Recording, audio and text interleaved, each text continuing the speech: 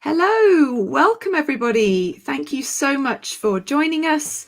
Welcome to everybody watching on the replay as well. It's great to have you with us. And I'm here today to talk to the fabulous Dawn Gray of infant sleep consulting fame, all about her wonderful and varied and interesting career and her shift into the work of holistic sleep coaching. So thank you so much for joining me, Dawn. Lyndsey, thank you for the morning.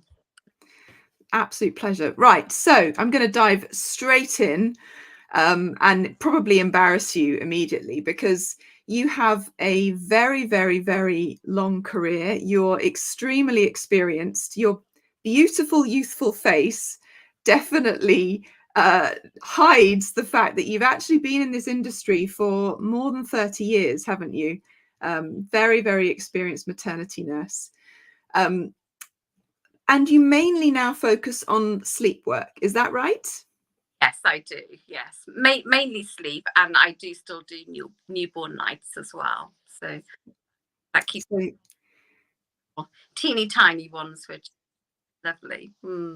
Yeah, we're all jealous here. We're all very, very jealous of all of those snuggly baby cuddles.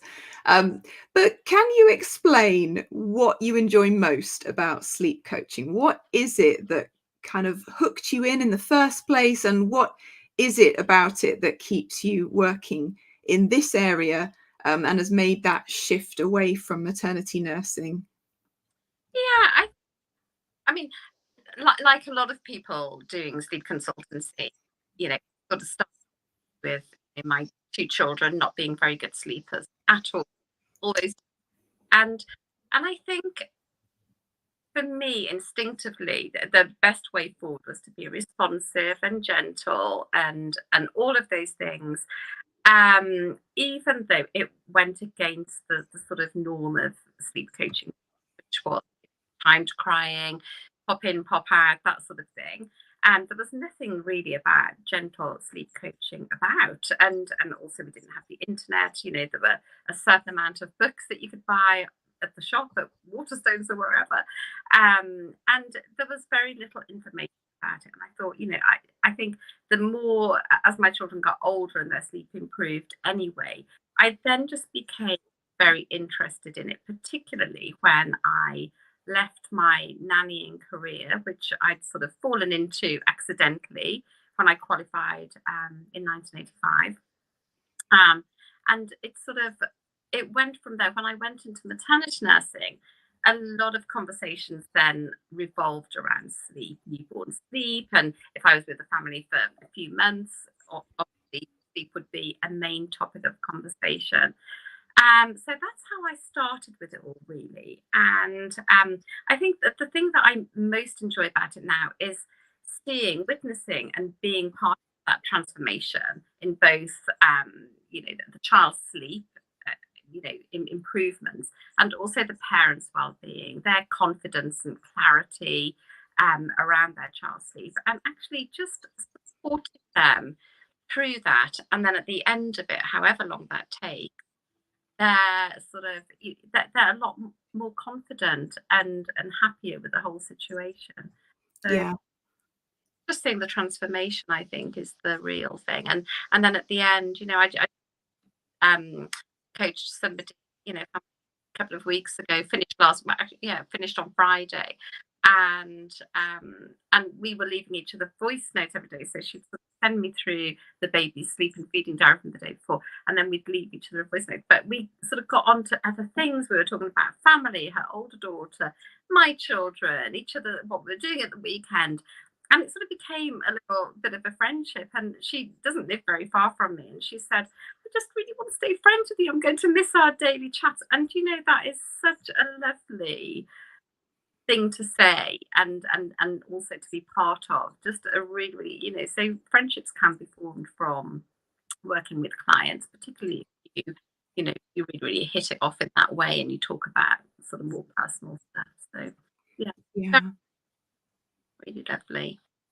I think it's so often it's about social support and kindness and compassion. And And often as a sleep coach, you're the first and probably the most significant person to actually sit down and listen to somebody who wants to talk about the aspects of parenting and sleep and raising kids that they're finding really difficult. And that when you have those kinds of vulnerable conversations, that often can lead into a really close therapeutic relationship, can't it? And that's one of the lovely things about sleep work, isn't it? Yeah, it is. I mean, I did actually meet this lady because I did a home visit. But it even happens with people that I don't do a home visit with, when it's just been on the phone and sort of, Yeah. and Yeah. and friendliness, and then that allows them to and chat about all sorts of different things, not always sleep and babies. So yeah, so no, it's lovely. And also, after doing, which I would like to mention, the really enjoyable aspect for me as well is having friends that were on the same cohort, particularly, and we've formed real lifelong friendships through consultants together. Our values align, and times align, and we have, we've so several girls I'm, very very close to, definitely. Well, I mean, and that's really special, isn't it? Because you can cross refer to each other as well, can't you? Because if you know that you all, you trained on the holistic sleep coaching program together, you have the same ethos, you have the same kinds of ideals and priorities, it then becomes quite easy to say, oh gosh, I'm fully booked at the moment. Would you, could you take on this lovely client that I just don't have capacity to see right now, that's really special as well, isn't it? Yes, it really is. I feel very lucky to have girls in my life.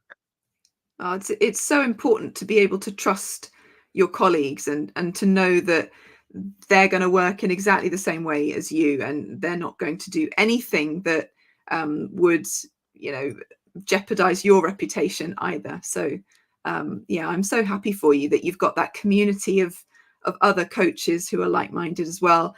And I suppose that leads me slightly into my next question, which is, I mean, why did you pick the holistic sleep coaching program in the first place? You already had all of this experience. Why did you pick the HSCP? Yeah, I think sort of chatting to you, I think we had a couple of conversations on the phone, hadn't we, as well. And I think it just really, really resonated with me and how I was as a parent, and actually how I then became with clients and their little ones. As I say, when I first started all those, it was very much about going, calm the baby, pick them up, put them down, give them a few minutes, go back, and that was considered very gentle. Yeah, yeah. Still didn't really quite sit right with me. I was being responsive because, I wasn't leaving a child for any amount, I mean.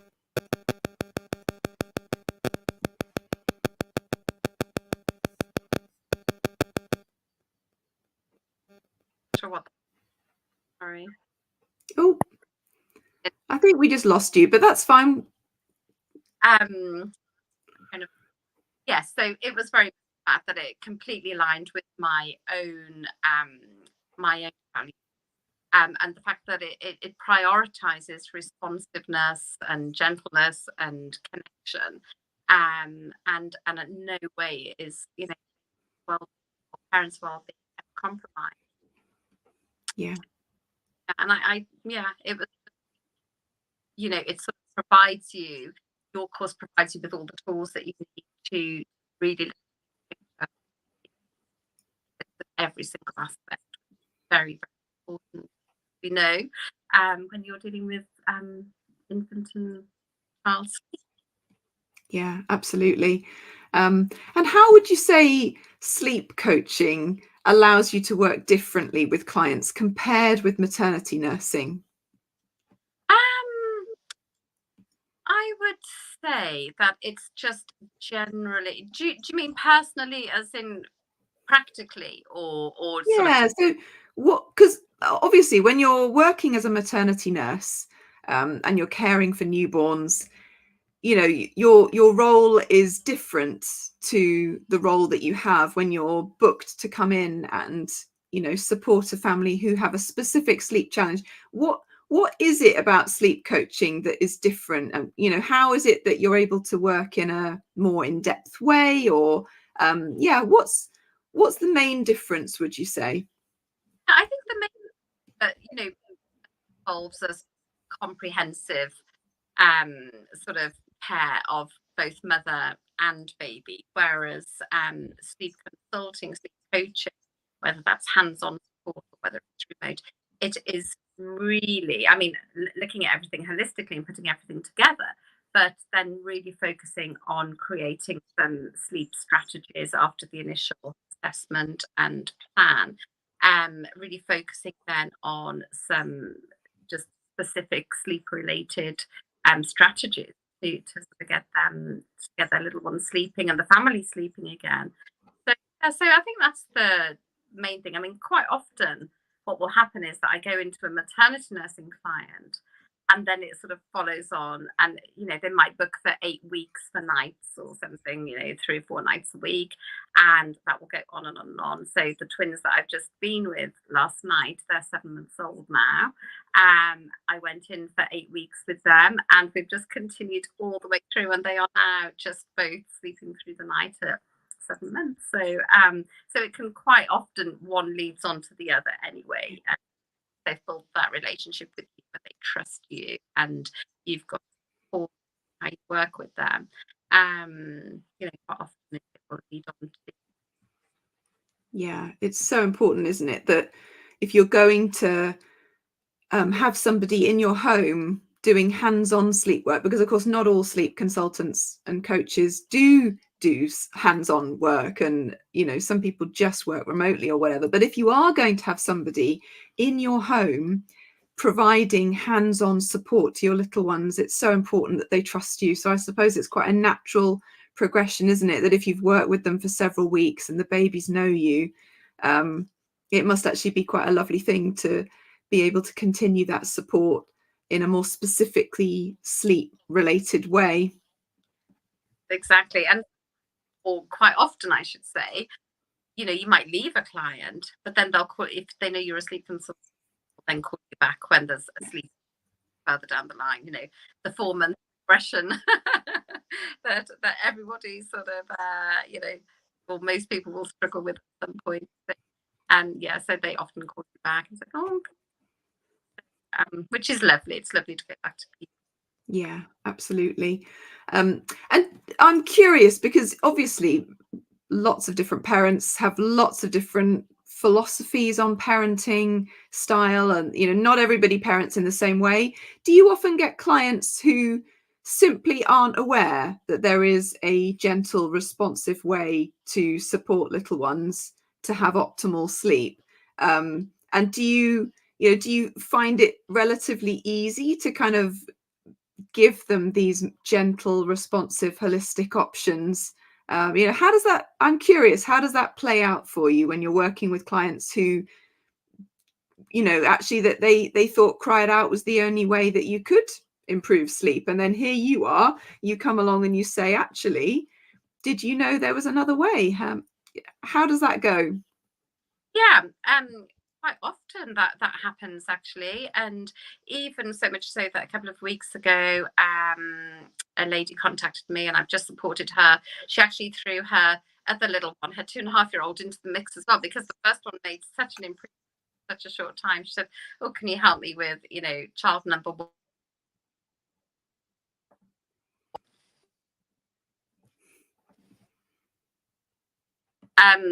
Can you help me with child number one, who's 2.5?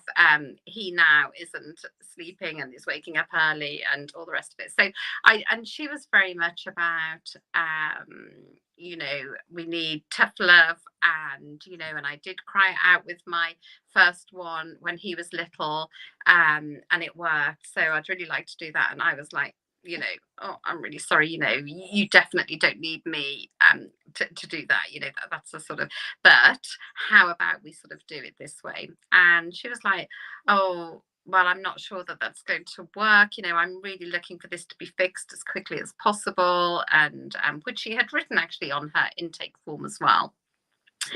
And I thought, you know, if I sort of explain it to her, the thing is, you know, as you know, with sleep coaching and holistic sleep coaching, it's about everything that encompasses the sort of the whole world of sleep, that their well-being, their sleep, and their sleep journey. And we, you know, I chatted to her at great length, and I said, well, you know, because I'm, you know, very experienced, you know, and I don't like to say I'm so experienced, you know, but I think having that knowledge, that background in infant care, in development, in psychology, in sleep itself, nutrition, all of those things, I said to her, look, let's give it a go this way, because, you know, I really feel that we can make some improvements, because quite often it might be a case of, you know, something simple like tweaking the daytime routine. Sometimes it's a lot more complex and we have to sort of dig deeper, and that's fine. But you know, quite often it can be something that is tweaked in a couple of days. If something isn't working, we then look at another strategy and we work through it until we get there. And quite often you will find that it takes the same amount of time to get results, the results that you're looking for, as it would if you did cry out or timed crying or controlled crying. And so she was quite skeptical, and she said, you have been, you know, after a couple of days, said, you have been amazing. Said, I cannot believe this. If, you know, I just didn't think it was going to work without leaving him to cry. And, you know, and these two little ones shared a room as well, actually. So she was worried that the one would wake up the other. And I said, well, there doesn't really need to be any crying. You know, we can't stop babies from crying, but sort of supporting him through it. And the older one, she was putting them to bed at the same time, and one was disturbing the other. And I said, you know, we just need to sort of tweak things a little bit. And, you know, we can do this gently and still get the results. And she is just delighted with both of her little ones now sleeping through, having, you know, later mornings, and yeah, so it's much better. So I think you know, sometimes it is just a case of encouraging them that we can still get results. And in, you know, I never ever promise a quick fix, but quite often it is quite a quick fix, because, you know, things pop out that are very obvious, you know, that they're sort of, you know, okay, right, they're having too much daytime sleep, or not enough daytime sleep, or we can try this with the naps and that with the naps. So yeah, it works really well. Yeah, well, it's just, it often blows people's mind, doesn't Lyndsey, it? I've lost the sound. Oh, can you hear me now?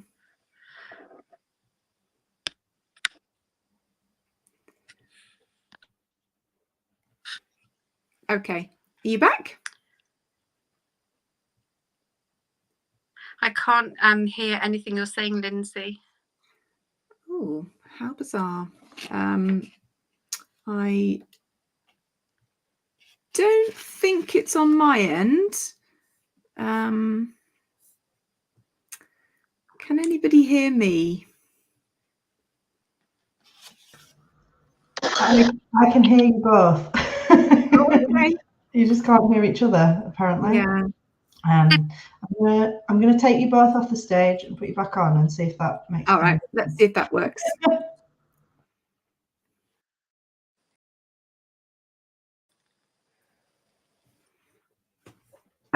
Okay, did that fix it? Can you hear me? Yep, absolutely. Okay, brilliant. Anyway, so, well, I love that story. I love the fact that, you know, even when people aren't, they haven't even Googled holistic, gentle, no cry it out, you know, responsive sleep consultant. They haven't even looked for that. And sometimes that's exactly what they get anyway, and it works, and it's amazing, and they're converted. And I love that, because she now believes that there are other ways to manage this. And you know, you've restored her faith in doing it in a more responsive way. So well done for that. Exactly, thank you. Because she didn't Google that. She was told by a mum at nursery about me, and she gave my number. So, and I don't even. She said I didn't really know the mum that well. I don't even know who she is, which is always really nice too. Very, very nice. Yeah. And speaking of which, that leads me very nicely onto my next question, which is, you are one of the more unusual people who actually relies mostly on word of mouth referrals, and you're very, very busy. And in this day and age of lots of people finding support via social media and via Google and whatever, you are actually somebody who relies on word of mouth referrals. Do you have any top tips? If you could pass on 2 top tips to somebody who perhaps wasn't looking to only market themselves through word of mouth referrals, but wants that to be a source of referrals, what would you say would be an important way of making that successful as a strategy?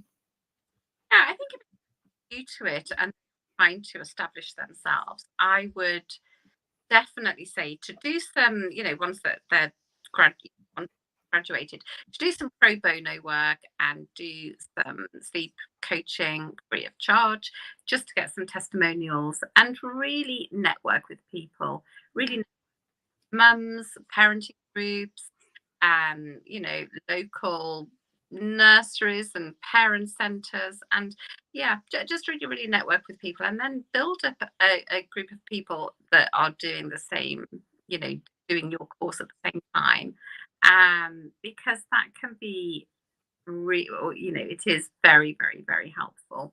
And just being able to, like we spoke about earlier, refer on to each other. Really, and also I would say, try to, and I think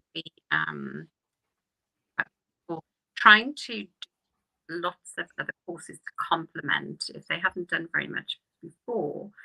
It's really trying to get that knowledge up there, because somebody, a parent could ask me anything about sleep or what happens at a certain age, or and I'm able to sort of give them that answer. You need to come across, they need to sort of be seen as the expert and know what they're talking about. That's the most important thing. If you working with, I don't know, I need to go and find out for you, you don't really, it's not really giving them an awful lot of confidence. But if you're doing it obviously for free to build up your experience, you're honest about that, and then you're building up your references, and then you can sort of move on from there. So the social thing for me, yes, I mean, I'm on Instagram, I've got a website and all of those things, but I think, I just really struggle with I didn't grow up with phones, computers, anything else, and I'm just too busy to learn. My son is always saying, just really learn how to do it, for goodness sake, what's wrong with you, and I'm like, oh, I don't like it. So I'm very much about networking, and my clients do, they're all very happy, so they are more than happy to do their friends and other people and people at nursery. And yes, it's good. Yeah, absolutely. So networking, references, and lots of experience. I mean, I think there's a happy medium, isn't there? That it is getting clients via social media and having a really informative website is definitely a really good way of making sure people get to know you. They know that they can trust you. But we also always love hearing about those more creative ways of getting your name known, and certainly networking with other related professionals. And it's really important. So thank you for that. And finish us off by just sharing whether you had any kind of light bulb moments when you were studying on the holistic sleep coaching program. Was there anything that stood out and has been important for you in your practice? Dawn's leaving us on a cliffhanger. About that. I've lost you again. There we go. You're back.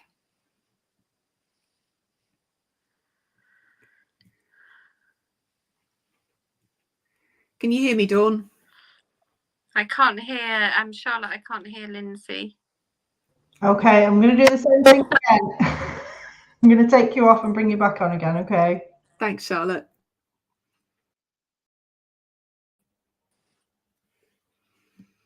Okay.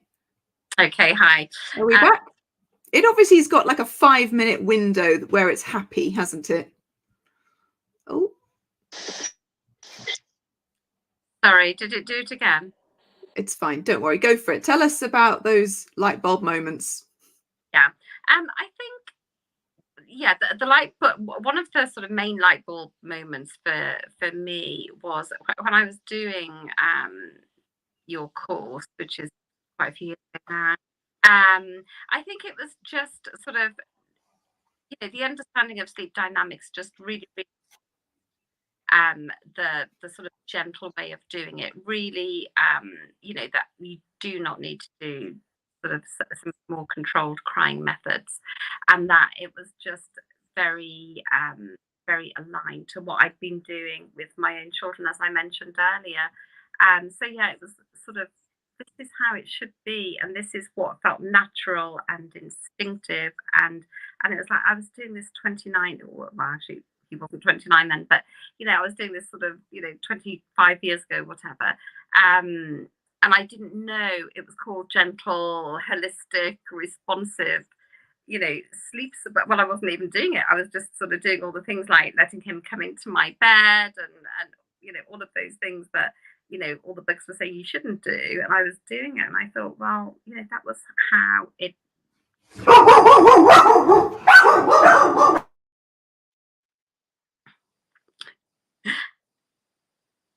I can't hear you now, Lyndsey. That's okay. I was just muting because my dogs decided to tell me there's someone at the door. But carry on. So it sort of really validated that, and also validated that the way I'd sort of had already started working with clients and their babies, and the sort of transformation of sort of being sort of very in tune and being very, very gentle. That was validated as well. So yeah, it's the validation that actually all those things I've been doing was really the right and the most natural, and you know, and also I think because it's sort of evidence based and science backed and all of those wonderful things as well, you know, I felt that that it was just, yeah, again, just validation that what I'd been doing and how I'd been supporting clients was definitely sort of the way forward and the right thing to be doing. And it's a shame now you still see so many people and sleep coaches who have trained with other organizations are still doing controlled crying, and in certain countries that is considered very gentle still, you know, very responsive, and I don't think you need to do that. Yeah, the main eureka moment was definitely, it was like, oh my goodness, this is what I was doing all along. And, you know, I thought it was the wrong thing to be doing when my son was born. And then it was like, actually, no, it was the right thing, what I was doing as a new mum and a new parent. And, you know, and actually, even with my background as a children's nanny for 10 years before I had my son, you know, I thought I knew everything there was to know, and I clearly didn't, because actually when you become a mum, it's very, very different. And, you know, you've got the emotional aspect of it, and, you know, being 100% responsible for this well-being. And, you know, you just want to get it right. So, yeah. I think, yeah.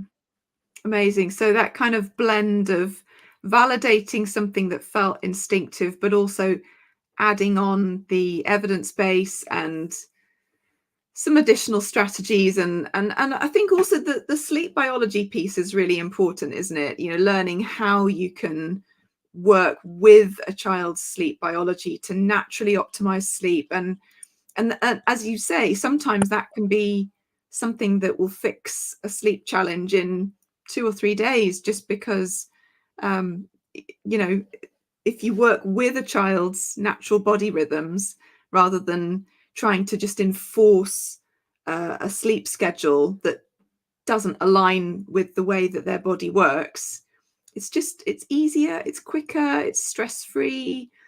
It's just a lovely way to work, isn't it? Definitely. And yeah, I think you know, the training that I did with you, it has definitely enriched how I respond to children and the things that I say. So it's wonderful. Oh, thank you so much. We loved having you. We love continuing to see you grow, and supporting you in the alumni group. So thank you very, very much for talking to us today. And if people want to find you and hear more about your brilliant way of working with families, they can catch you at Infant Sleep Consulting on Instagram and Facebook. Is that right? Yes, and also through my website, which is consulting.co.uk. Yeah. Wonderful. Thank you very, very much for your time today. We really appreciate it. Thank you, everybody, for listening. And if you've got any questions, then please do pop them in the comments below. Thanks, everybody. Nice to see you. Bye, Dawn. Take care.